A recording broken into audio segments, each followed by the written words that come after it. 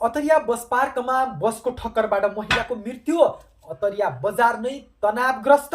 कैलालीको अतरियामा बसको ठक्करबाट गोदावरी नगरपालिका 1 की 35 वर्षीय सिन्की बोहराको घटनास्थलमै मृत्यु भएको छ।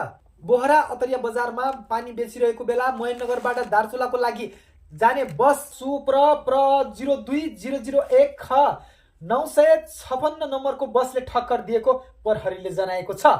घटनापछि आक्रोशित पीडित पक्ष र स्थानीयले इलाका प्रहरी कार्यालय मालाखेती घेराउ गर्दै विरोध प्रदर्शन गरेका छन्।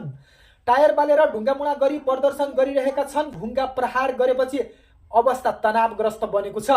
प्रहरीले बस चालक दार्चुला मालिकार्जुनका रोहित सिंह धामीलाई नियन्त्रणमा लिएको छ र उक्त बसलाई पनि नियन्त्रणमा लिएर अनुसन्धान अगाडि बढाइरहेको छ।